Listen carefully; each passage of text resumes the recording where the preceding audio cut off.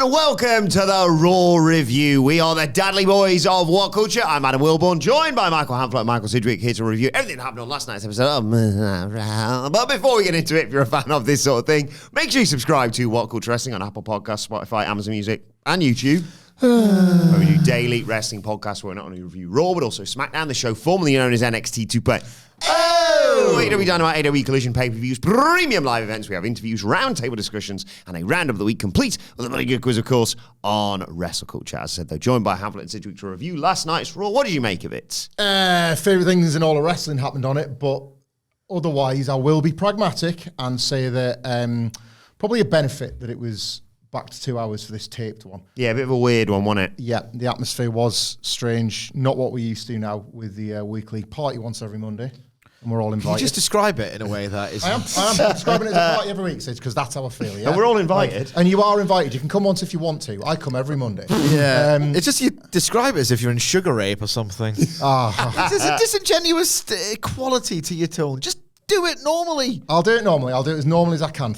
I'm talking about this because it was just beating me into submission going through those boring-ass matches in the middle of Wrestle Dream yesterday, on a Monday especially. And it's just nice. You wanted a bit of sincerity? Here you go. Right? Okay. It was just nice to be back amongst the product I enjoy, right? But it was a mediocre version of it. But it was a mediocre version of it. Yeah, it was. It was like, again, I couldn't imagine this tape. They don't do many taped Raws anymore. No. And if it was a 3-hour one, it would have been even worse. So I was just like, still waiting for that. Like, so last week's live Raw, 2 hours. Come on, Triple H, you're better than this. Oh, yeah. Over 2 hours, we're not sure. We are not sure. I am. Taped one, like... They're never going to do anything big on the tape one because it'd get out. That was it. That sense of like, they can only go so far with all these things I want to do. And typically, there's like more than the odd one big development. The only big one here was the taped one. But it was massive, and I loved it, and I was gripped by it. So... I got very excited, by one thing that was probably about 30 seconds on the entire show. But what a thing, yeah. Thoughts? It was phoned in slop. It was phoned in. See, I don't accuse you of being insincere. Yeah. Phoned in slop and mostly heatless and inessential. I enjoyed it.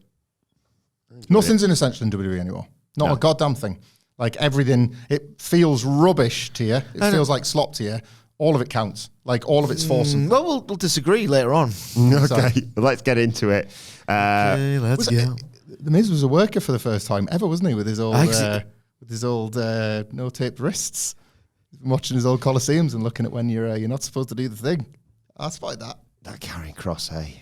I was him. He had a good face. Get him back in there. It just is like, yeah, kill him. Anyway, we'll get to it. Everyone's turned up at the arena in their fancy cars and what have you. And then Rhea Ripley shows up and they do the tracking shot. She walks out. Out she comes. Do you have to do that? Oh, that's going to be a new thing. Yeah, I was just going to say I just did it when I walked in to Nicholas and I said, I should do that next live show. And he said, you'll tear your hamstring. Oh, good point. Yeah, so you should do it. Yeah. So... basically, she comes out and says, I'm not finished with you. Raquel Rodriguez and Liv Morgan. She wants revenge. She wants her title back. But here comes Tiffany Stratton, who's got a message from Kuwainaya saying to stay out of her business or else Rhea Ripley would have a big problem. And they argue a bit and then they get jumped from behind by Liv Morgan and Raquel Rodriguez, who stand over them. Hi. We covered this a bit on SmackDown. This very enforced title for title stuff. I just don't like it. Ultimately, I like it. I can absolutely get away with it later on in the show.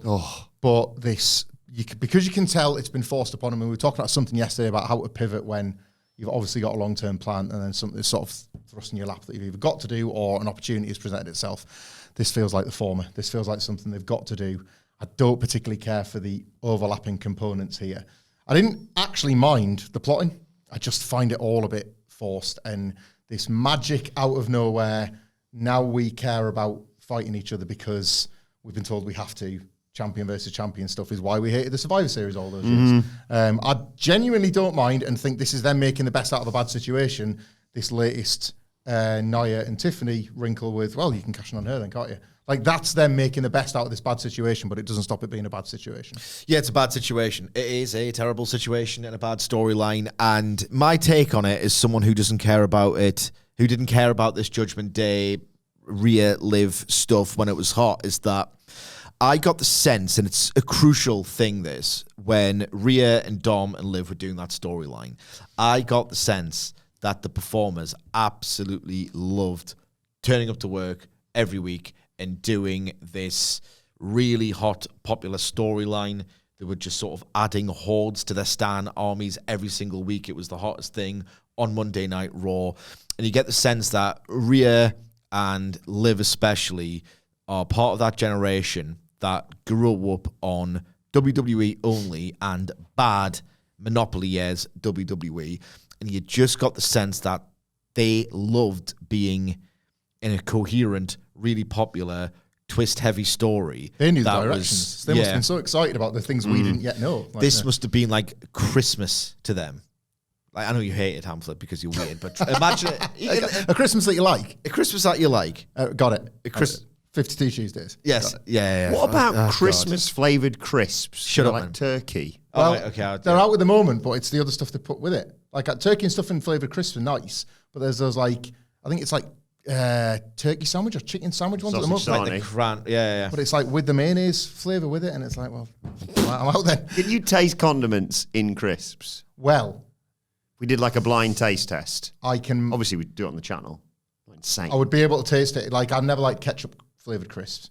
Because I cannot really get on board with ketchup. Marmite. I do like Marmite, but Marmite's not really a condiment, is it? What is it? Disgusting is what it is. It's a spread, okay. Spread. Yeah, I was making a salient point. I was making a salient point. I got the sense that they grew up on soap opera era WWE, and they were absolutely thrilled to do a really coherent, popular, red hot version of it. As much as it wasn't necessarily for me, I just got the sense that they loved it, and it just radiated from them. This, I get the feeling that they just got told, as Hamlet says, oh, you're doing this now. And through the fact that this pretty much whole thing died when I think the act is quite good. Liv and Dom have got a chemistry. Like there's two dumbasses, two dickhead idiots together. But the Rhea component, it feels like it's just lingering on at this point. Yeah. As soon as the big twist happened and they kissed and they got together, I don't think the audiences cared for it either. There was that disaster at Bad Blood, which, they didn't call it Good Blood. As I've said before, it just doesn't feel the same. Yeah. And I didn't feel anything for it in the first place. So I'm doubly bored. Yeah, I feel like it's run its course now, this. But yeah, that's a succinct way to put it. Yeah.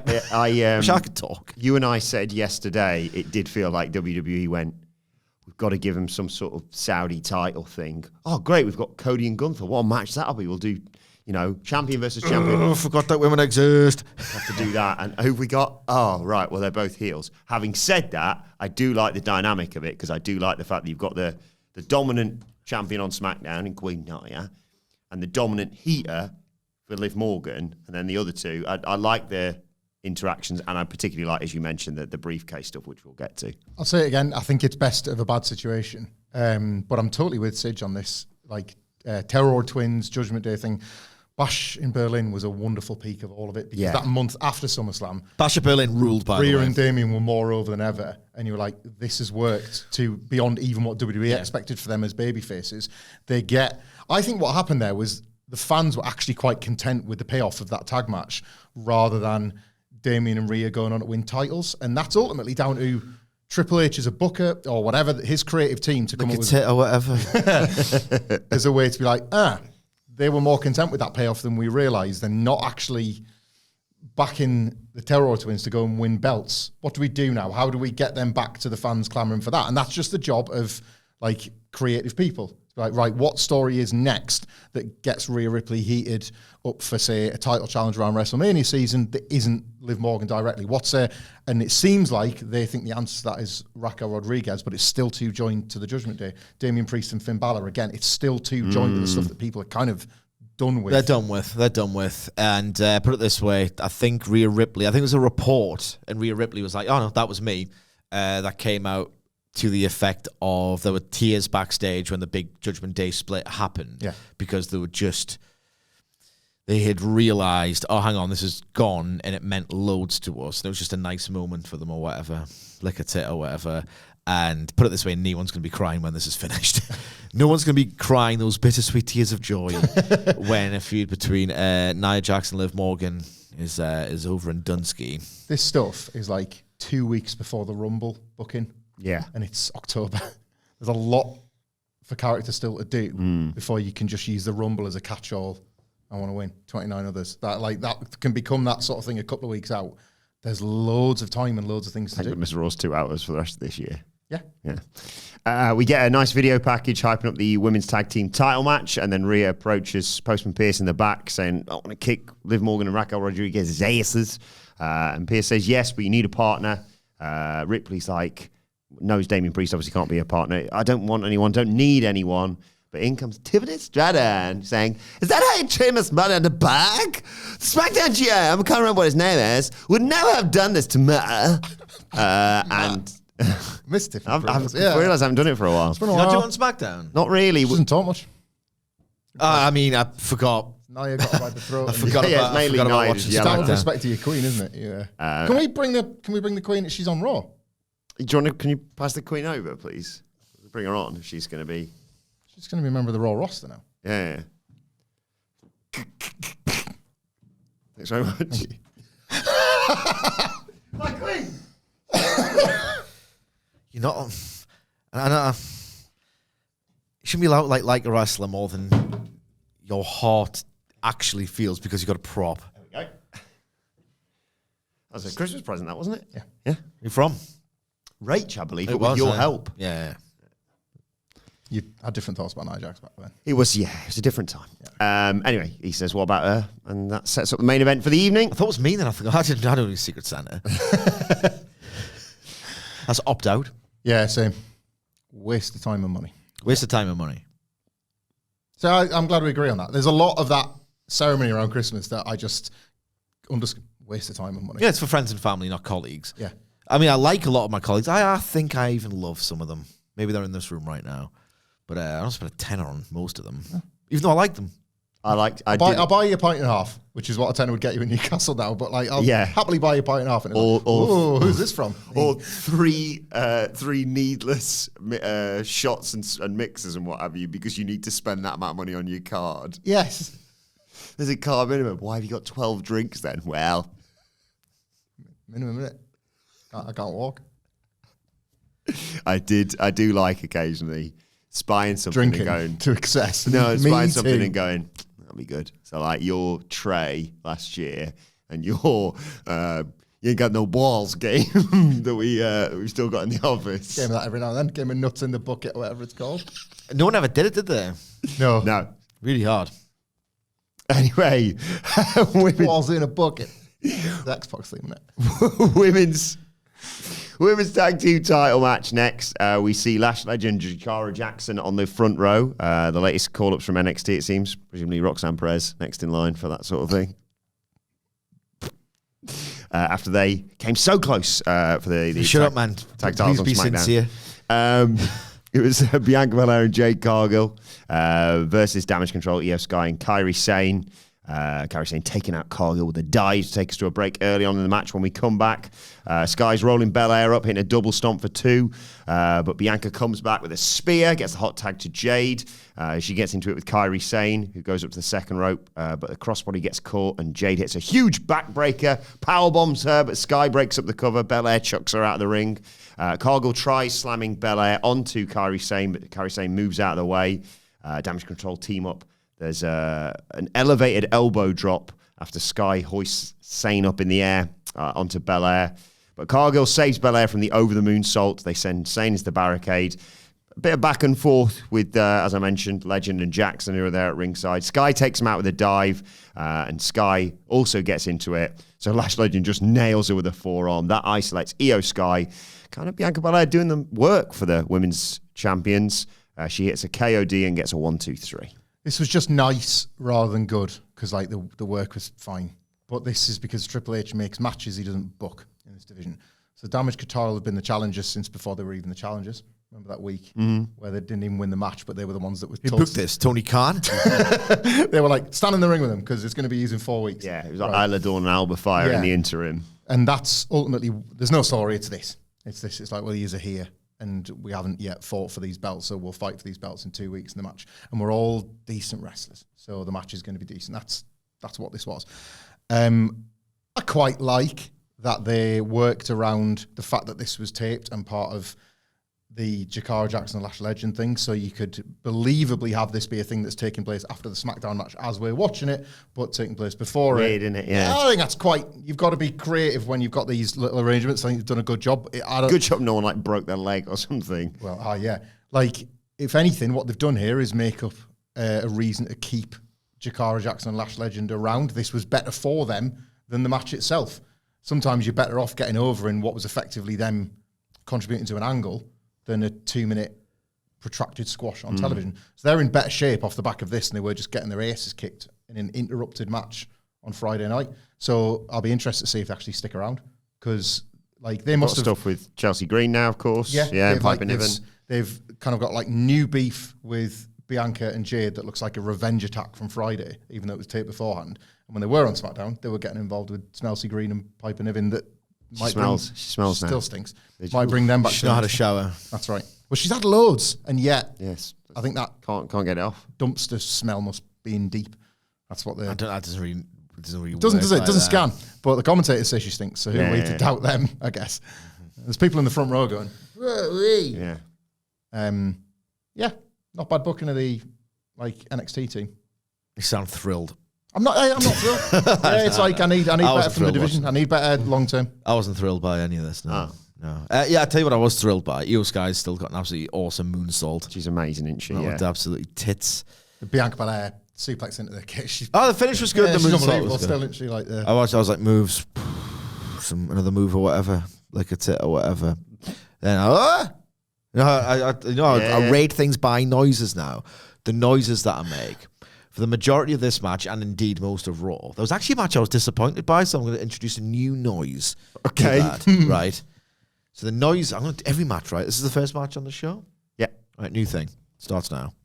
The noise I was watching this was... that was the noise, really. So just to repeat, in case you missed it the first time watching this, I was going... and then... for the moonsault, and then... for the finish. You're working towards, like the longer this WWE boom lasts, you're working towards your own personal soundboard where you no longer need to speak. Yeah. Well, it was this, then this, then this, then this. Yeah. And it ended on a flat finish, so back on it, like a little keyboard of stitch noises. Yeah. I like it a lot. But yeah, I'm a fan of Lash Legend and Jakara Jackson. Their entrance looked awesome on SmackDown. Well, brilliant. Pop people. And like that's the thing about the metaphor. They got over through sort of popping people a bit, and then the matches were secondary. Had to get over? On NXT, I mean. Like, they became features on the show. And if they need a talk show segment, I can think of one that Lash Legend used to do. So 23 seconds long it was. Well, see you next week. Just got here. It's like TikTok's longer than that, probably. I wouldn't know. Speaking of old... Speaking of tag team champions, Finn Balor and JD McDonough are walking backstage. They go up to Postman Pearce. Balor wants a rematch against Damian Priest, but Pearce says you need to defend the tag titles. I was giving you time to deal with all this, but now there's going to be a tournament to determine who faces you next. And then in comes Morgan, Raquel, Dom, and Carlito. What was the last tournament? I think did Levesque genuinely book more tournaments than Tony Khan? I think he probably does, but he tries to tell stories in the tournaments. And I quite like his so does Tony. King of the Rings. So does Tony. King of the Ring and Queen of the Ring, probably his last ones. And Liv introduces them all to Raquel Rodriguez. Carlito likes her. He drops his apple. So Tony Khan did the Danielson Jarrett story through the thing. That was good. I often thought the tournament stuff with Tony Khan. He's getting better at him. Yeah, I was going to say, I think the criticism was overstated because people had gotten so used to that period where it was just a tournament for everything. Yeah. But he was actually building stuff into them. Yeah. Like, again, this one, I don't mind this because sort of the opposite of what I was just saying about the women's division, because yes, these are just matches to build contenders, but invariably there's stories within it, and you'll get your contenders winning the match, but in the process, you're setting up other contenders. Yes. There'll be a couple of rivalries spring out of it. It's what to do to make a division feel alive. See TK leading the chant on 0 Hour. Oh my God. I'll show you that afterwards. It's a sad state of affairs. Who for? Did it on behalf of Antonio Inoki Yeah. because Okay. it was held in tribute to him. Yeah. The Wrestle Dream bit. No one. What are we talking about? Well, just no one knows who bloody Antonio Inoki is, and it's God. sad. He was described by Dave Meltzer. I think it was Dave Meltzer. Someone described him upon his death, and that he was Vince McMahon and Hulk Hogan in one. Yeah. That was his seismic influence over the way the Japanese and just no one in Seattle, Tacoma, whatever, look at it or whatever.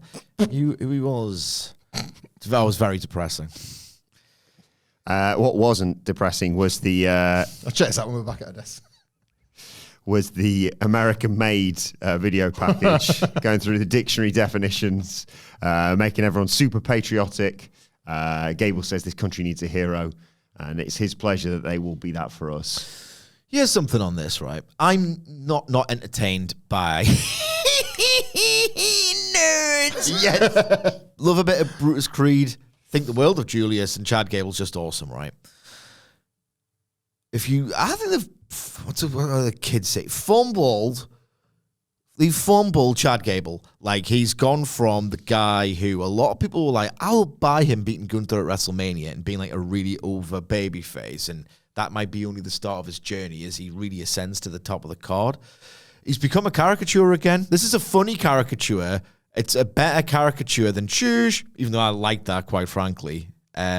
It's a better caricature, but it's still so mid-card flavored when he was realistically going to be in that upper mid-card and people were ready to embrace him in that role. I think they fumbled Chad Gable this year. There's what culture it up a little bit. There's a bit of a disturbing truth there, isn't there? Is that this is exactly what would happen to Chad Gable under Vince McMahon with a different tag partner, and now it's a stable. So the amount of times he was just like dropped in with like Bobby Roode or Shelton Benjamin or a basketball uniform with a G's a ruler. The idea is like, there's old wacky Chad Gable getting this nonsense over again, and he would invariably get it over, and you had that right up until like ultimately like Alpha Academy with Otis and stuff. Yes, it has happened again. He's once again in that role.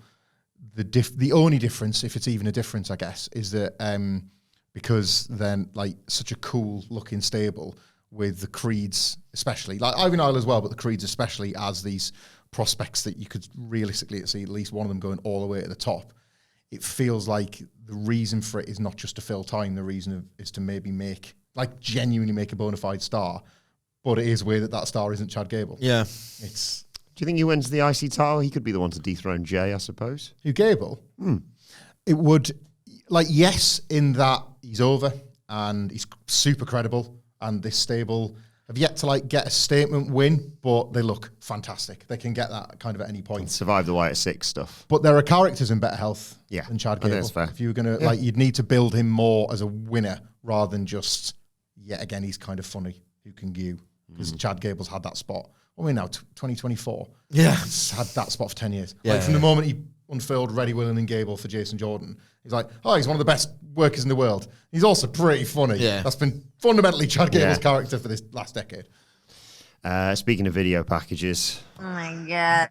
The Bron Breakker one that came after this, I loved. He described Jey Uso beating him as the biggest lottery win of his career. And he went and shook his hand out of respect. And then Jey disrespected him, threw it in his face as soon as he walked away. We're not the same, he says. Bron says he doesn't need his family, the name, you should see the Steiner stuff, obviously, or anyone else here. One day when he passes them in success, then they'll give him the stamp of approval, not like Jey. He's been sucking off his family's legacy for 14 years. Honestly, I'm glad he said legacy. Yeah. Isn't the phrase leeching off? Yeah. I'll allow it with Bron, yeah. Did they say that in the States, actually? I mean, let us know. Yeah, I sucked. Oh my God, I got so drunk at the party last night. Oh, what did you do? I sucked off Johnny. Did they say that? Or did I give him a blowjob? Google that, it'd be all right on the work computer. I wouldn't Google that on the work computer. Fair enough. No, probably not. No, we're on the Wi-Fi. Do they say that? Let me know. Let us know in the replies to the X post. Is sucking off, for fellatio like a thing? Oh my God, I got so drunk last night. I got so many regrets. Oh my God. What did you do? I sucked off Johnny. DIY celebrating winning the belt. Maybe that's why, and obviously we were glad to crack the case. Maybe that's why for the longest time they didn't know what the it was in Suck It, because they use suck in that way. and we were the ones that had to say, He suck off. He suck off. Does he jack off? I don't know. Does he suck off? I distinctly remember, speaking of Americans getting used to British language, I remember watching, there was like that old Channel 4, not the Big Breakfast, the one that came after it. There was like a breakfast show on Channel 4, or Channel 5 maybe for a bit, yeah. And they had some bloke who'd just obviously been kicked off Big Brother on there, Scottish guy, Cameron maybe? Sandy climbed over the roof. Cameron won it. Oh, maybe not him then. Someone was on there anyway. And they were obviously like, oh, let's talk about current affairs. That Sandy pissed me off. No one that climbed over the roof. Leave? You're allowed to leave. Yeah. You're allowed to leave, you little performer. Trying to make a point. Yeah, trying to get over. Trying to shoot his own angle. But they were talking, what do you think about these current affairs, latest Big Brother reject? And they also had rapper/singer Coolio on there. And the Scottish guy was like, I don't get it. It's an absolute bag of wank, this, right? And they're like, oh, God, it's a breakfast show. Oh, sorry, I do apologise for so-and-so's comments there. Obviously, did not mean to broadcast that. Apologies if you're offended by it. Coolio sat there. Did he just say a bag of wank? Oh, I'm so sorry. Mankind said wanker pre-Watershed at a Fed show I was at. I hear I'm not allowed to say wanker. Yes! Swearing. Swearing's goated, I'm sorry. Yes, it just is. Anyway, so Bron says he's been sucking up his family's legacy for 14 years. Bloodline gets him to the top. Roman gets him to the top. And now suddenly Jey wants to do it on his own. He's going to give him an ass kicking on his own too. Now I'm coming for the IC title. Your family can't save you, he says. Does this Bron Breakker run actually justify the weird Krypton Factor Assault course is NXT, where you've got to be the hardest baby face, a nasty heel, you've got to go fishing. I'm just talking about Bron Breakker, but this happens to so many characters. We've been watching Roxanne Perez play the wrong character for a year and get it over. Like, is this why? Because he's been the one-night situational baby face that it turns out wasn't even just a fool, Jey Uso. It was just like, I had to do it because I believe in respect, but I'm gonna hurt you. Like that. Like Taker probably taught him that with the chokeslam. That was it. Like shaking hands through gritted teeth, but next week, like, cross me and kick your ass, right? Then they do these video packages where he's on about sucking off the bloodline. Like, you've been in that for 3 years. Like, long before it was actually any good. Like, it's every bit of WWE he's had to do in like his first 6 months. Yeah. He's the best. He's won the IC. Love him. He's won the IC title. He's lost it. He wants to fight to get it back. This is all going to build eventually into him becoming like an actual top title contender.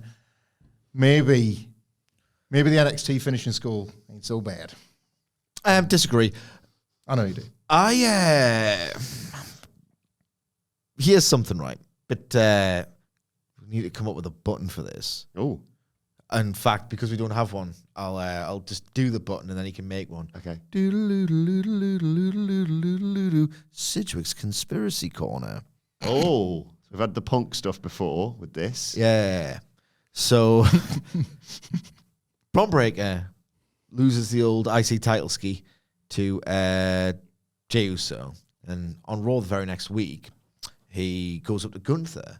And the basic premise of that interaction is they're going to have a match, and it's a bit dumb, but you fail upwards in WWE, and often in wrestling, it's just how it works, because wrestling is fundamentally stupid, as I often point out. And then suddenly, they then do the storyline where it's like, oh, actually, I don't want to be a babyface anymore, because he never said he respected me, or whatever, lick a tit, or whatever. Now, the fact that they didn't, even though it looks like it, they probably just didn't magic up this belt for the Champion of Champions Saudi monstrosity belt. These things take time. So maybe my conspiracy sort of senses are failing me, but doesn't it feel like they've just turned around and went, oh, just do the champions or whatever, look at it or whatever? Oh, God, yeah. Across the whole product. Yeah. And I feel like that's impacted my perception of Bron Breakker. And yeah. I just don't buy it, really. And I don't buy this development, and I think it's plain odd. And they don't, because it probably wasn't in the long-term plan. Yeah. But then how long does it take to make a belt? Yeah. I don't know. Like, how long did it take to make the 2-week mountain trophy? Indeed. How long does it take to freeze piss, basically? Similar prestige. Shane McMahon's best in the world. Like, bowling trophy. Aye. I did like the Greatest Royal Rumble belt because the strap was green. Yeah. More green straps on belt, more multicoloured Ultimate Warrior style straps on belts. It's fine. Love that sticking your neck out for a 2017 Saudi show. Yeah, it's 2024. Everyone's kind of like, I'm not going to fight for it or anything. Sports washing's done the thing of, yeah, it's worked. It's of just, you can't really have to say, you should, but you can't. It's just the way these things work. And, like our 2017 Saudi shows were goated. Jesus Christ. Let me walk that back a little bit. Please do. I'll take the Mark Briscoe camo belt, for example. I like different coloured straps on the title. I think we were great. Warrior heads, so checks out. And Sean's white IC title. Oh Cody brought back. I kind of brought back the original. It's like, well, you didn't bring out the actual original. You're talking about the Sean one. Polite here. He would now. He'd say it now, wouldn't he? Yeah. Mr. Michaels. That's what he'd call him. That's what you called him. Mr. Hickenbottom. Mr. Hickenbottom. Another video this time. Nero's TNT title. God. Oh, yeah, That was different gravy. The better time. Powder blue IC belt, another Michaels. Yeah. Although, I will say, I do not care for those custom-made ones they sell on WWE Shop, where it's like a Bret Hart winged eagle, and it's pink and black. It's like, well, it didn't happen. You just invented that. I don't care for those. Hemp WWE title. Oh, good. WWE Good. title. Yep. Good. One of the last times I truly loved WWE with all of my heart because Danielson was there. Yeah. I could have tolerated. In fact, I did. I like the blue and red Universal title. I did not like the tag belts because of those stupid flat silver coins in the middle. Yeah. I didn't mind the. It was just funny when it was like the Fiend's made of blue. He's on SmackDown. Yeah. I like the idea of it, but the Triple B didn't work for me aesthetically because there's so much gold on that big old belt. Yeah. That you couldn't really detect the Burberry pattern. Yeah. It just Opposed looked to Goldust's gold IC. It just looked a little bit. Oh my god! The Triple B just looked a little bit brown. Yeah.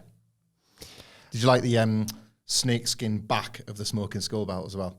Like a nice added touch when you see catch the back of it. Yeah. That's a rattlesnake.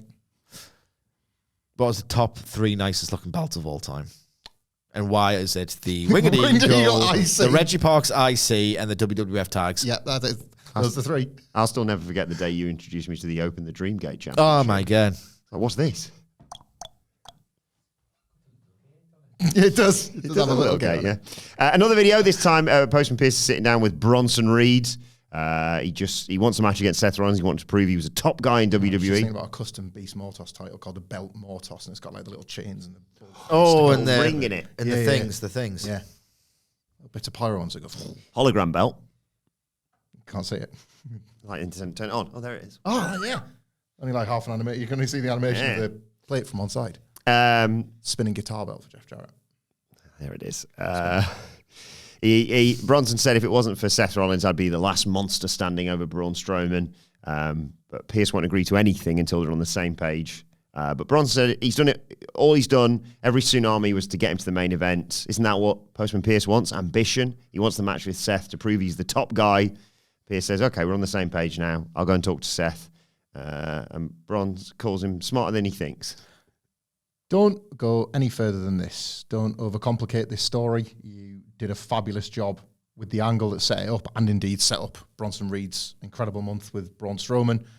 Don't do this again. This was fine for once, and you didn't go too far that I started to feel alienated all over again by Bronson Reed. Now he's got what he wants. He should kill him again. Yeah. Yep. The match is set. Be a badass. Hello, basically, shut your mouth, Bronson. Shut your mouth and kick his ass. Yeah. Stop talking. Yeah. Yeah, that like this is like a rare one for certainly what you consider a Triple H, and sometimes what I consider of him.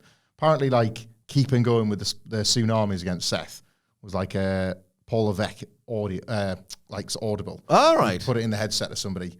That was class. Keep going, and then like so they were like another. So you're going to what? Just keep going. I'm banging into this. That's good. I like that. Like that's a nice bit of sort of on the fly. I think he was going to do 2 or something, and then it was Do 6, was it? yeah. This is good. I like this more. Again. Yeah. Okay. Right, then it was time for the first match in the tag title tournament. It was American Alpha. No.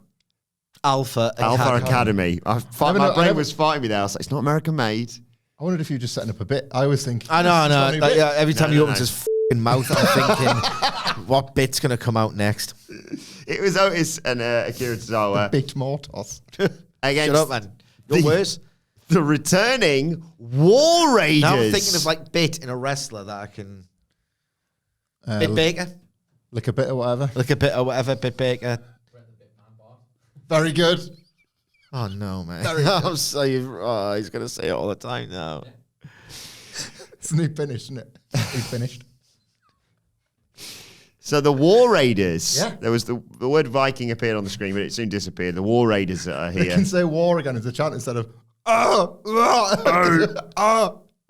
You can keep the noise, just not the words. Yes. Genuinely nice to see Eric and Ivar back in a wrestling ring. I do hope that just because they've got rid of the word Viking from their name, that doesn't mean Viking rules matches have finished. No, I mean, they better not be. No. They better not be. War rules. I think it's the only time we've had anything in common in wrestling, really, if you think about it.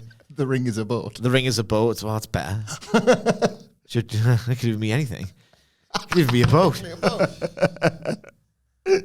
I'll take the box. So Akira gets murdered. Body slam from Ivar. Eric slams Ivar onto Akira Tozawa. I was worried about his cranium at various points throughout this match. But part of me wanted to see it implode. Otis comes in to break up a pin and rips off his shirt, goes to the caterpillar, but gets hit with a spinning heel kick. Akira Tozawa hits a drop kick to Ivar, but then just gets launched into a power slam. There's a Bronco Buster from Ivar to Otis, and then they hit their double team fallout finisher on Akira Tozawa to win and advance in the tournament. You've seen it a million times, but it's never not effective. This return squash, reintroduction, whatever. I've seen a million of them, but they're good. Lick a tit or whatever. Lick a tit or whatever. The good squash wrestlers are increasingly harder to come by now. And I thought this was quite an effective squash. I think I thought more about this than I did most of the Viking Raider stuff that wasn't on a boat. Or when one of them was dead sexy. Yeah. You, not so much. Is that funny enough to say for 9 months? Just kidding. Where's this going? Don't know. Bin Monster or whatever. Bin Lick a Monster. tit or whatever. Lick a tit or whatever. You can break that one window if you want. This match was the most fun I had on the show. Dudes throwing dudes on other dudes.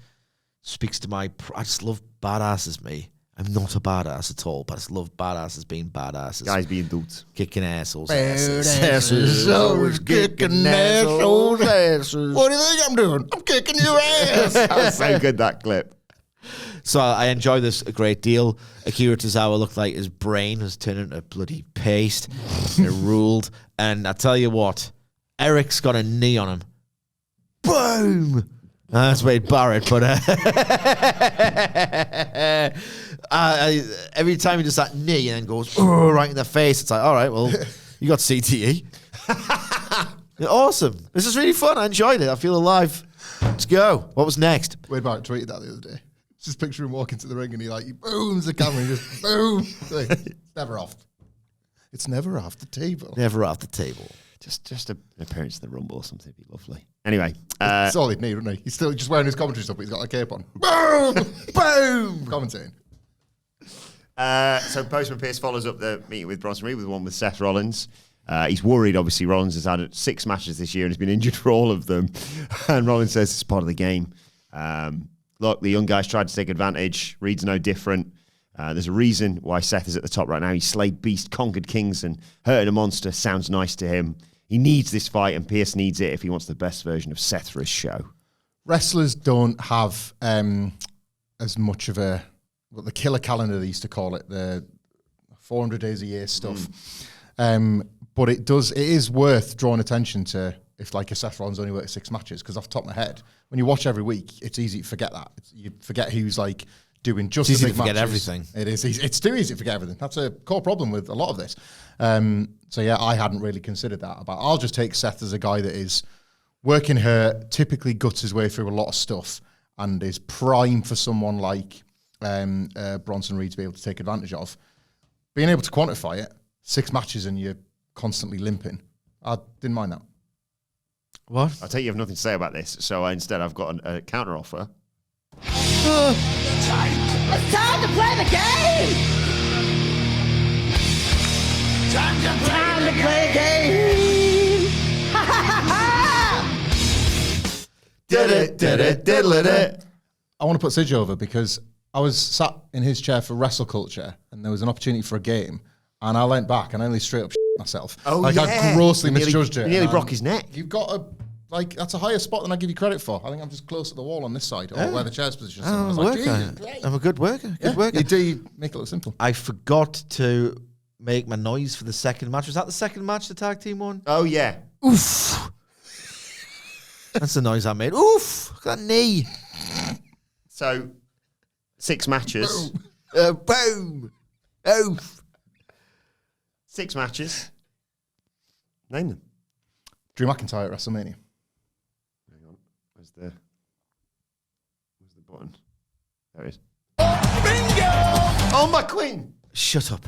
When was that his first one of the year? No, because he wrestled the night before with Cody against The Rock and Roman Reigns. Okay. Bingo!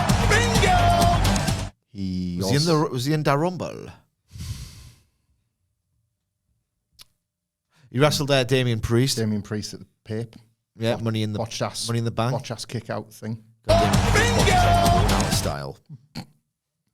3 more to get. Probably some thing on Raw. They're all on Raw. The rest of them. Ooh. Jinder. Bonus point. Where in the world was the Jinder? Where in the world? Sorry, I was thinking, where in the world? PC world. Where in the USA did that match take place? Little Cock, Arkansas. Bingo! 2 more matches to get. Remember that spiteful nonsense? We'll show you. We'll show you, Tony Khan. Yeah.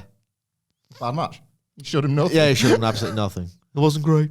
2 more. Did he have a match of Bronson Reed, or was that just an angle? I mean, that was an angle, but they might have. Technically, you've said this person's name already. You just said it at a different show. Drew. Bingo! First of the year. Yeah. 1st of January.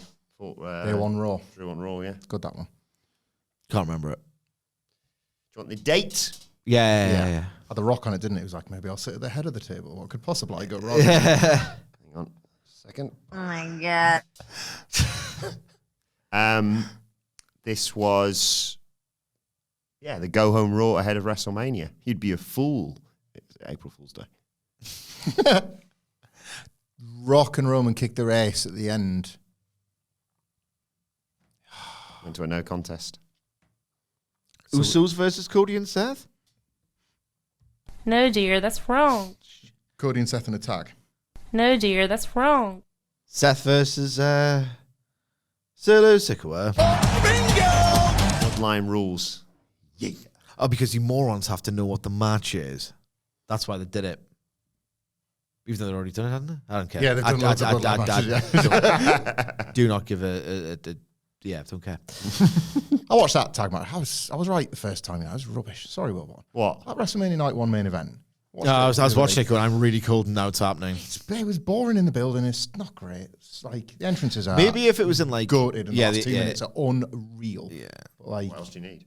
Maybe if it's like in a domed roof situation, like a New Orleans Superdome. You want to go there once in your life because you've got the French Quarter, so you can just booze all day and all night. Ooh la la. So you can booze, get like a load of amazing American scran, do some more boozing. Speak my languages here. Do some more boozing, and then you just walk up the street, round the corner. Biggest fair of your life. And it's the biggest stadium I've ever seen.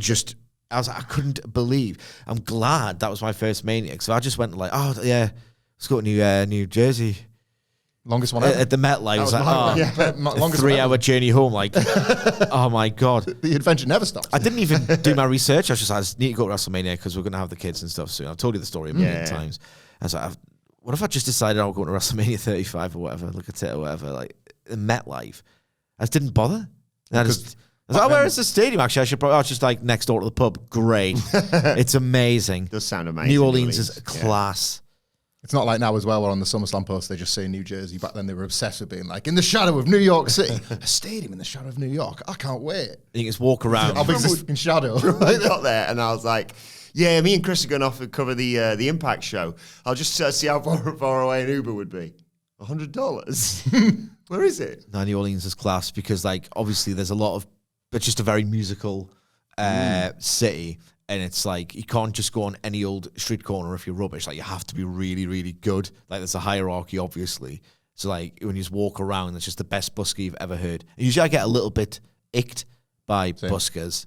Not in New Orleans. It's just like there's some of the best. Like, just like, it's not just all jazz. Get some, like, just unbelievable, just a bluegrass troupe. Just belting out some songs, and they're just amazing on every street corner. It's absolutely amazing. It was about the Punk and Cody Raw, wasn't it? Yeah, I should have went. I should have. Really should have. Oh, yeah. 20 great minutes. Cody Rhodes comes out. Whoa! Is that the whole thing? That's they love it. Cody Rhodes He's in Newcastle as we speak. He's around. Yes. He's that large. I walk into town on my dinner and just hope to bump into a wrestler. Should we go? Yeah. You Wrestler spotting. f***ing loser. Let's go wrestler spotting. Oh, my God. I don't even think you're joking either. I mean, I'm going to have to go into town because they're not going to come and get it. No. So, No. well, that's where we're going first. We'll Oh, yeah, the one near Tesco. Yeah, And then we'll go over the Time Bridge. Uh-huh. Because some of them might be like doing one of them like What's photo opportunities for the website and stuff. Yeah. Oh, come to the What you want to do is do the old Millennium Chris Bridge. Jericho. Just 'cause you get that to Chris Spoons. Jericho tour of the Quayside. I had a great time wandering around Newcastle for hours and hours. Yeah. I remember somebody did a tweet of every one of those dates on that tour and did a Google Maps of how far he'd moved and the dots were on top of each other. Here's my 4 pictures. I don't know, he put the NHS to good use. He did, that's right, yeah. Yeah. Right, Cody Rhodes comes out, talks about the history of where they are, because, of course, this was the first place with the We Want Cody chants. I thought when he was trying to summon them, they were saying, we want Roman. It was a light smattering. They were pretty slow on the old uptake. It's got a few more of them Those battles. fans. It's got a few more of them battles to come, I think. God, that's part of the fun. But he thanked them very, very much, and they said, with that in mind, where do you go?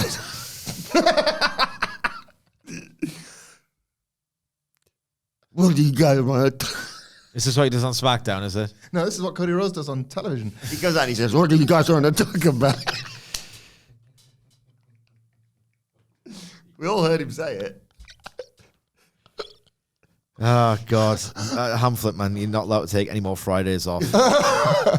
Or Mondays, because you're too busy taking Tuesdays, Wednesdays, and Thursdays off every other week. Gunther interrupts. Yeah, part-time. He's off for 2 Mondays, isn't he? I have to watch 2 collisions in a row. Nah. Yeah. Yeah. We'll think of something. Yeah. Do something fun instead. I'm being funny. Maybe, yeah. Is there a f***ing law that says Michael Sidgwick, you must review Collision every Monday? I'm going to break it to you, mate. There's no law that says you have to do it. Yeah, I know. We're I both know. gonna like. I could just go. I know. Everyone's gonna like flip the might. desk. I'll go away for 2 weeks and you only watch 1 collision. Big smile on his face. I'll see you in 2 weeks. It's going to be great. Well, No here's the collision, thing. I'm a play. There is no law that says I have to do it. And in fact, it's probably a better idea to do like just some fun content that we're like really sort of enjoy doing. Get a knock at the door. It's the collision cops. Yeah. You've got some very bang average wrestling to review, sir. I'm Deputy Dax, and it turns out I'm going to write you a docket now, young man. It says to me that there's an infraction here. You ain't been colliding. Now, to inspect the cash, put those guns down. They're supposed to watch this wrestling by choice, you hear? Deputy Dax says it is against the law. Sorry now. Oh, no. You've been in that ring for 28 minutes. It's got to be 30 or more. I'm going to write you up for that.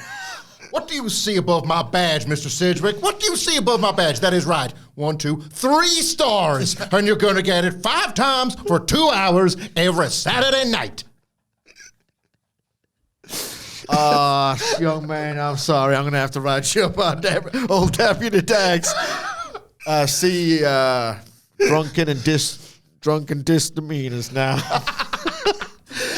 Misdemeanor, sorry. I had a little bit of the old tequila. Maybe I shouldn't do it on the job. Oh, my God, I love it.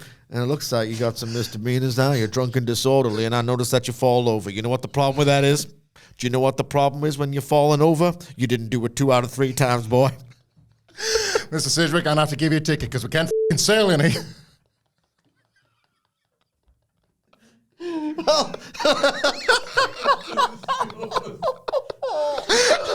Stopping cars and giving them tickets. We're going to have to give you 10 tickets, sir. I have 20 tickets. Please invite your family.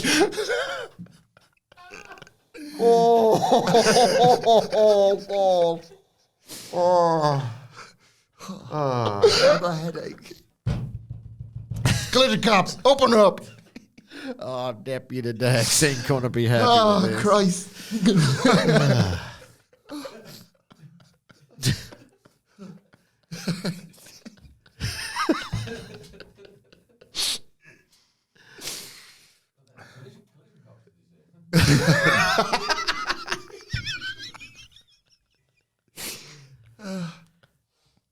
What the hell is that prohibited item? Is that an angle in a promo? Not on Collision, goddammit. 8 matches, minimum of 12 minutes. You know the procedure. This place ain't been the same since old Sheriff Punk left. Stop crying, Deputy Dax. He'll come back now. He said he'd only be gone 20 minutes.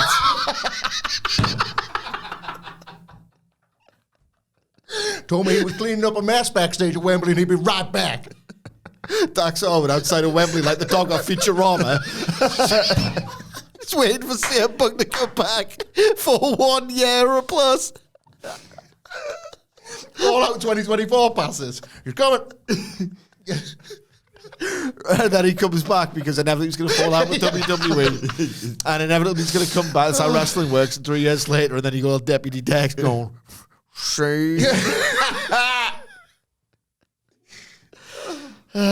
Good times, man. So Gunther interrupts Cody. Sorry. He said he'd normally come in and dress down his opponent with some uncomfortable truths.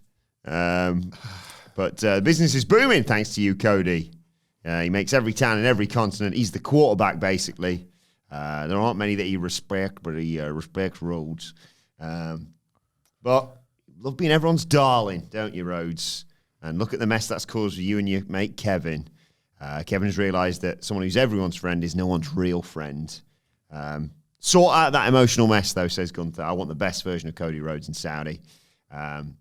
Rhodes says... Cody. The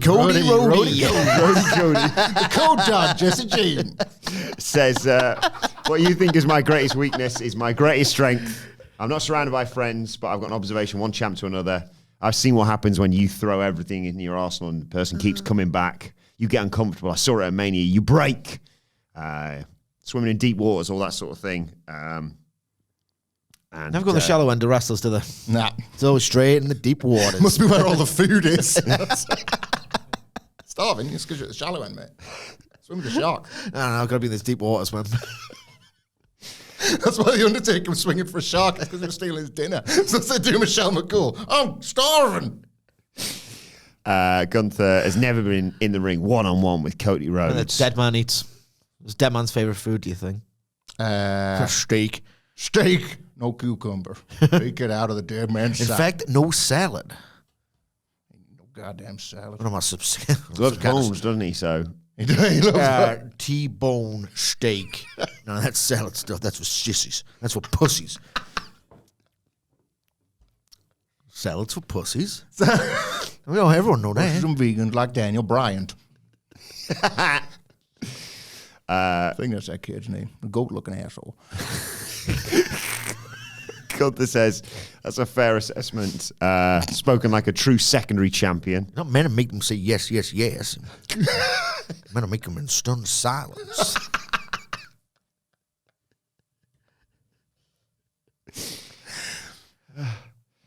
He says, Cody says, oh, it's your house now, is What it? the hell's a Psycho anyway? Nobody ever told a dead man what a Psycho is. I'm going to attach my go-go platter.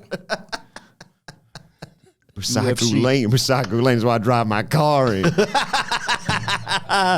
out the road. I prefer a Ford. American me. Just like me. When I'm riding my beautiful Titan bike.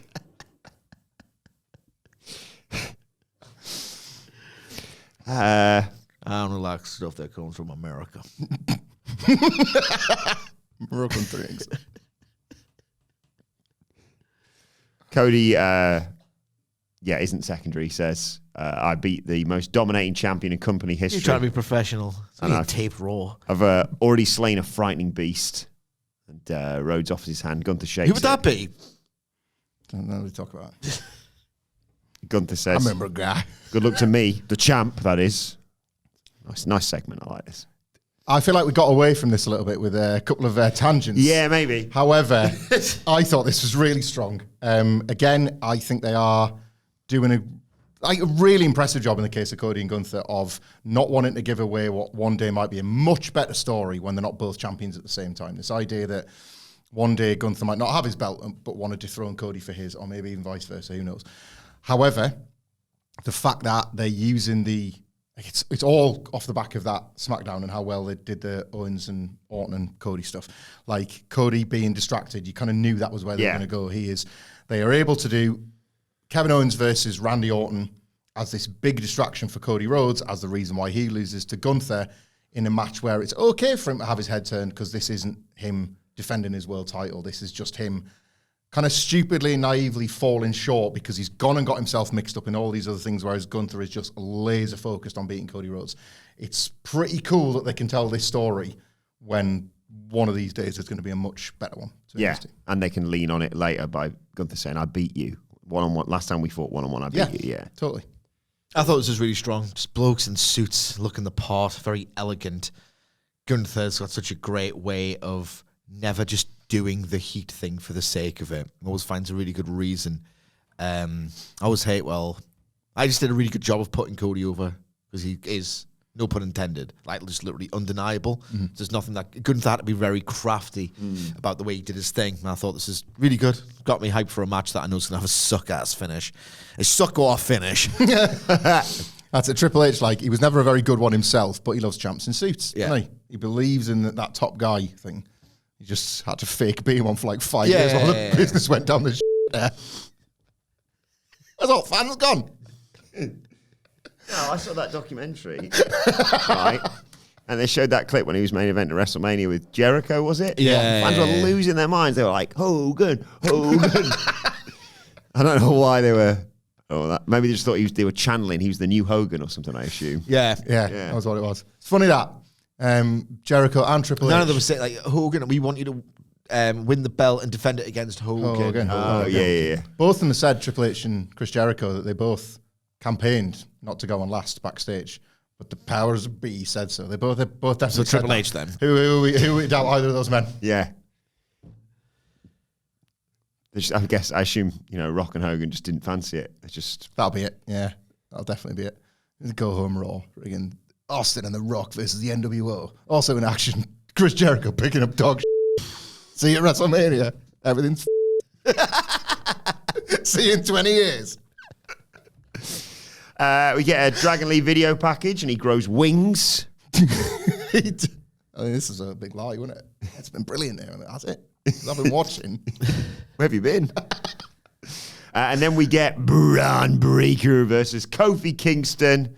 Dominating him here, didn't he? Understandably so. He misses a shoulder tackle in the corner, though, so goes straight into the post. Kingston makes a comeback. Hit an SOS, gets a 2 count, but Bron's like, all right, enough of that. Suplex. Did they call it a super spear on commentary? Yes, I've noticed them doing that. Yeah, it makes me sick. Sick to my stomach. It makes me sick to my fucking stomach, JR. I wouldn't go with those initials personally. That's 1. 2, we get it. The spear's great. You putting the word super as a prefix doesn't make it any more super. It speaks for itself. Yeah. There was one recently where a team got named. Oh, it was friggin' Nathan Frazier. Axiom. What was that? Supersonic Duo. Yes, yeah. Fraxium. Axiom's fine. Yeah. We'll talk more about them, no doubt, later on. Oh, no. Yes. Big. I do like Fraxium. They're awesome. Yeah. Big celebration tonight, of course. Is it a title set like? Get it. It's never going to end. Have they actually promoted one, or is this? Yeah, just they said that. I think they're fairly certain they said that. Probably party's been going on since last week, I would assume. That Stacks is even going to be able to make it in. He will, don't worry. But yeah, Bron beats Kofi, tries to attack him afterwards, but Xavier Woods then makes his appearance at ringside, makes the save, chases him off. Obviously, as soon as he turns his back, Bron attacks him. Sets up for another spear, but yeet! Jey Uso's music hits. He runs down and spears Bron, checks on the New Day, and then super kicks Bron off the apron, as you all think, well, I did certainly. Oh, Xavier Woods is going to jump him from behind. He didn't here, but I wouldn't rule it out. Fine, and because it was taped, you were never going to get like a big development where you couldn't get away from that. It's like, well, they're not going to have a big Woods Kofi thing here because it's this kind of hot story, and then if you give it away in a tape show, there'd be a week for people to. Not a quiet night for Jey, though, as we'll get into in due course. Sorry, I've totally drifted. You were talking about the match there? Yeah. Right. I'll do the noise that I made during this. That was the noise I made, because I'd like Kofi Kingston can put on a really stellar, like, sort of, used to be sort of the guy who does a cool moves match with Dolph Ziggler or whatever for every 3 years or whatever. I think he's matured into a really good earthy babyface. Yeah. And I thought as a result, he'd be able to get something. Bron Breakker's not great, is he? I don't know. Da ring. I don't know. I still There's can't always work this- out what we've got. There's just this, he's been at it for long enough, I guess. It's just a flatness when he's not being. They basically evenly distribute throughout the duration of his matches the stuff that would look awesome in a squash, then everything, there's no connective tissue that just does out to me. It doesn't work. You can't thread out together, really. It doesn't work every time, but I think it works some of the time, and they're kind of getting away with it. Like, if you look at the Sami Zayn thing, he lost the first one. Not so good. Yeah. Second one was better. And Is that the Raw one? Aye. Yeah, that was good. That was really good, And actually. it's just, so they've got it in them. That might just be Sammy. Yeah, well, possibly, yeah. And they know that ultimately people are going to, because of the Super Spear or whatever, like his Impact stuff, the Hurricane Rana and the like, he is currently, and I wouldn't even say getting away with it, but they know that his Impact stuff is so cool that, like, Oh, he's over. It's that's- working. It's just not. I know what you mean, great. though. It's, I think this. I remember us having these chats when he was in NXT. Yeah. because the type of main event would determine if it was really entertaining or not. So Damian Priest approached Rhea Ripley in the back, asked if she wants him out there for the tag match. She said, I'm fine. Ripley said it's Tiffy's time to stand on the apron and look pretty. And she advises Damian to move on from Judgment Day. good advice. Great advice. And he says, yep, time for me to be a champion again. Oh, good. Yeah, That was basically them saying, look, we're done. it's over. Jey Uso's walking backstage. Oh my god. I hate you guys so This much. is what our business is all about. Goes to Never his- forget that. Goes into his locker room. Who's there? It's only his bloody brother, isn't it? Who asks if he's got a second. Jey This is what EastEnders is all about. Another successful business. Should we talk about it all in one here? Yeah. So later on, Yeah. after that, Jimmy's walking around backstage looking for Jey, finds him, asks Jey just to listen to him. Jey cuts him off and says, I said no. Get out of my face. You ain't my mother. Oh my god. I love this story. Me too. Roman is not going to be pleased that Jimmy has gone Rogue. gone a bit rogue, but he's empowered him. He acknowledged him after years on SmackDown. Oh. So Oh my god. Who acknowledged who? Roman I mean, acknowledged Roman Jimmy. acknowledged Jimmy. Finally, Big Jim, as he called him. finally acknowledged it. Like, so the 3 years tease when the Usos I need to won- catch up. when they won the on tag belts SmackDown. and they were about, like, no, this was like 2021. It was like, Oh my god. Usos, and then they got cut off, and then they never got the acknowledgement. So obviously the years passed. Jimmy's finally got it because he called the play at Bad Blood, and Roman was like, actually, I did need you. Thanks for that. But here now, Jimmy's gone, like, we need Jey. Chief And of that tribe. That's it. And Roman's going, no yeet. And Jimmy's gone and Got their asses kicked. And then they got beat up by the Bloodline. So this is what it's all Gonna- about. he's gonna say the Bloodline. word. I hate the bloodline, I've decided. My favourite storyline. Roman's going going to say yeet. Are you joking? It. How long has it been going on with Four year? Yeah, 4 years. Right. What 4 years? Clash of Champions 2020 is considered the proper start. Oh my At least god. 2 years, it was really dull. Disagree. When it was apparently really, really great, and a lot of it was with Sammy, it was still an idiot plot. that they should have just watched the show back. I love that. Call it that instead. Bloodline Saga. I'm going to go with the idiot plot. That's the term for a story that would not exist if the characters were even halfway intelligent. And that accurately describes, hang on, most every WWE storyline since they employed the invisible camera, which their credit, they don't really do as much anymore. I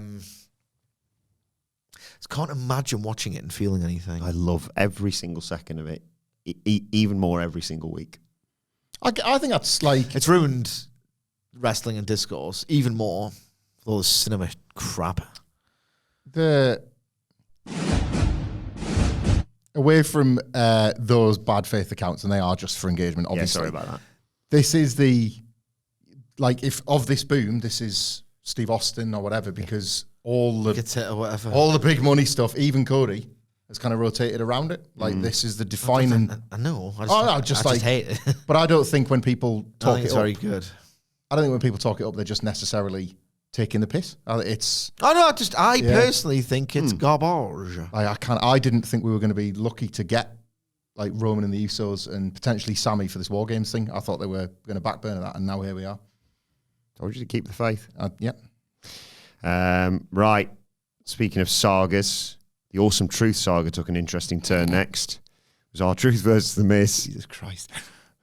R-Truth didn't realise that they weren't mates. He was like hugging him and stuff beforehand. And Miz was like, what are you doing? What are you doing? Saw some vertical content on the Miz's social media where all day he's getting ready for the match. And Truth just keeps coming up to him. So who are we facing? Bloody idiot. He's just like, no, I'm fighting you. Yeah, who are we facing? It's so bloody stupid. Anyway, bell rings. Your favourites come out. Karrion Kross, Final Testament. With a bit of, what's he called again? Ella ring. Yeah. He's got a ring on that glove now. Was that there before? Yeah, it was there before. I didn't notice that before. So what was that show? Was it called like How Clean Is Your House or something, where they go around somebody's absolute... Not Trinity and Susanna's the other one, isn't it? Or is that the same one? No, different one, but like it was a Channel 4 different gravy, show. that's for sure. Different gravy. And like they had marigolds, obviously, but then they had customised ones. They had jewellery over the top. Paul Adams got a customised one marigold. Yeah, basically. What was her name? Kim Woodburn. Right. Oh, boy. Kim and Aggie. Yeah. But I believe it was Kim that was Aggie. That's why they sure was. You saw her in Celeb Big Brother. Oh, boy. Didn't see her in that one. I don't think I was watching by then. Anyway, what are we talking about? Oh, yeah. Final Testament, of course. R-Truth rolled up the Miz. Truth celebrated, hugged Miz. Idiot. It's what you're just facing. He's going to be angry at you. And Karrion Kross. This is absolute piss. Karrion Kross performance of a lifetime, though. Yeah. Kill him. Kill him now. And AOP just chucked him back in the ring. Miz gave him a skull-crushing finale. Oh, there's a White 6 graphic all over this as well. You either leave Hero? WWE due to JBL's bullying, or you become JBL yourself, because Miz going out there with the untaped wrists was one big carny tell of, this is lads. And that was the Miz. Like, this is the things that man has done. And then he's out there going, I'm not on my gear. This is funny how I look a bit weak here. It's like that. There was the tell. It's an old-fashioned one. And I'm kind of proud of the Miz for the first time in his career taking a stand against something. All of this and you're pinning me. You're joking. Like, it's all part of the corruption. I do like the final. I did like Karrion Kross's performance here. Like that. The way his face turns. Yeah, it's good. When he's going like, what's up? Oh. I mean, this is absolute piss. I couldn't possibly care any less. Mad they saved such a big reveal for a taped show. It could have got out. Nah. It could have the final test be a bar truth. It could have got out. But seeing as we're talking around creepy things and corruption. White 6 could have did the footage. Ooh. It's now time for the Raw Riddle gives me the creeps. As always, I will hit you with a riddle to test your noggin on the Raw preview and give you 24 hours to think about the answer before revealing the answer on the Raw review after the mid-roll ads and that. So, you weren't here for this. No. But, Sid, you've had time to think about it. Maybe you can work together on this. 2 in a corner, 1 in a room, 0 in a house, but 1 in a shelter. The letter R. What is it? What is it? The letter R. Oh, That's 2 in a corner, 1 in a room, 0 in a house, but 1 in a shelter. It's a letter You've done it, R. say just the letter R. Bingo! No, none in bingo. That's this week's. Main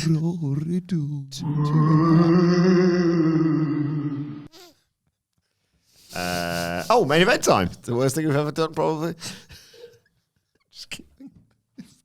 Dax is really funny. We need to get Deputy Dax. We need to get you a police outfit with simultaneously a skull cap and a police hat. Deputy Dax says you have the right to respect the business. Just a book full of tickets. We got plenty.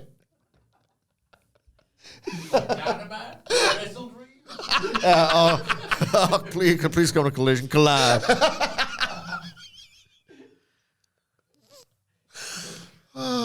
It's abide with me, but collide with me.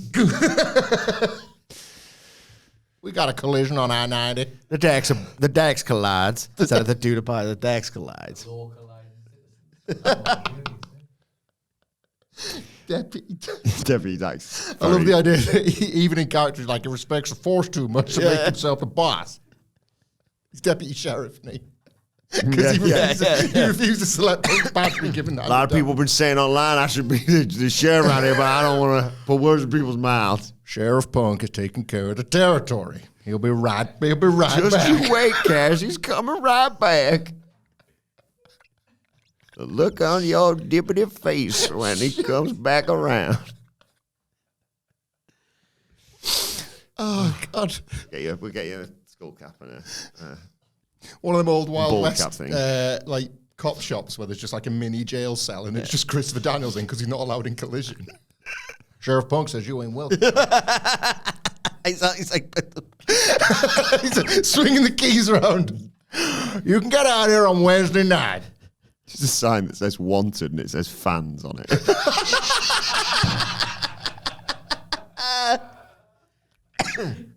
You've got to laugh about it. Yeah. Yeah?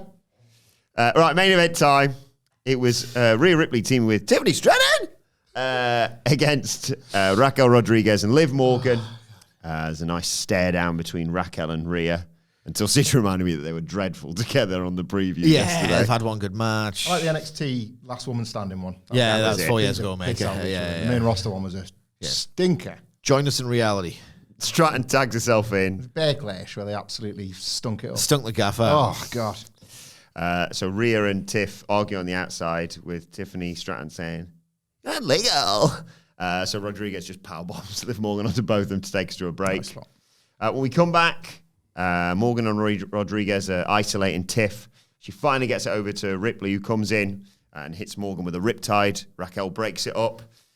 So Ripley tags in Stratton and takes out Rodriguez on the outside. Stratton goes to the prettiest moonsault ever, but Morgan moves. And as Ripley's looking to riptide Raquel on the outside, Nia Jax attacks from behind, DQ finish, and it all kicks off a bit like he did on SmackDown. Nia Jax goes in to check on Tiff after the match. Ripley attacks her, but Morgan chop blocks Rhea Ripley and attacks her from behind. Sorry. I couldn't give a about that. I'm just thinking about Deputy Dax.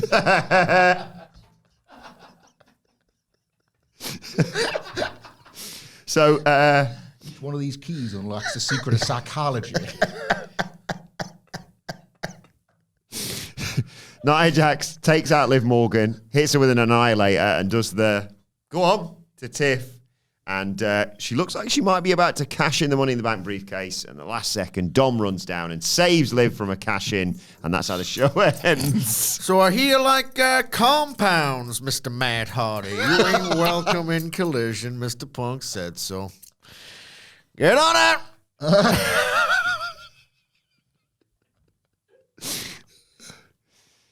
Thoughts on this? Christopher Daniels, quite frankly, I don't know what his problem is with you, but you got to get out as well. Punker's orders. I don't make the rules. Sheriff's trying to keep this town clean. Straight edge. If he catches me drinking moonshine, I'm going to lose my stinking badge. Matt Hardy walking around being rejected like it was Rambo, except it's the worst action movie of all time because he can barely move.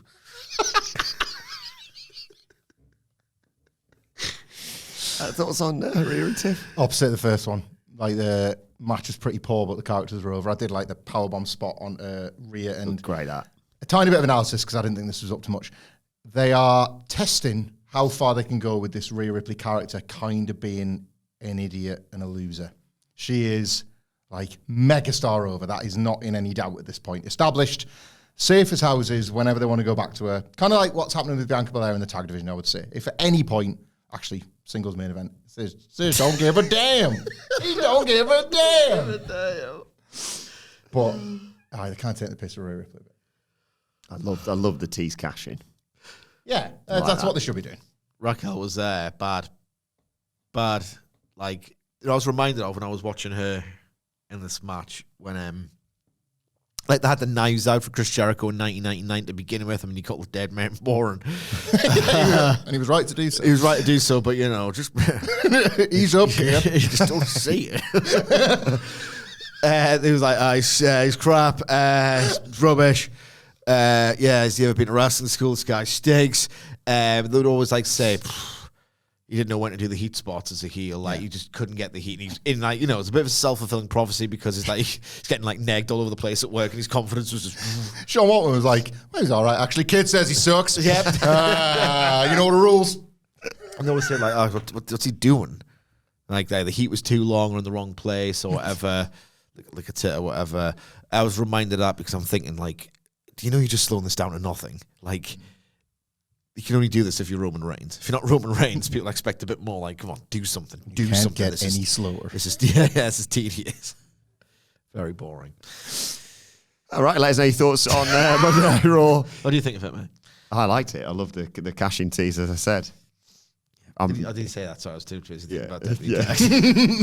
Let us know your thoughts on Raw in the comment section below or on X at WhatCulture WWE. Any mock-ups, more than welcome, of course. Well, actually, you can follow all three of us. You can follow Michael Hamflett at Michael Hamflett. follow Michael Sidgwick at M. Sidgwick. follow me at Adam Wilborn. Follow our brilliant producer at It's Adam Nicholas. Follow us all at WhatCulture WWE. As I said, make sure you subscribe to WhatCulture Wrestling wherever you get your podcasts from for daily wrestling podcasts. We'll be back later on today to preview NXT. But for now, this has been the Raw review. My thanks to Hamflett, to Sidgwick, to Deputy Dax. Thank you for joining us. We will see you soon.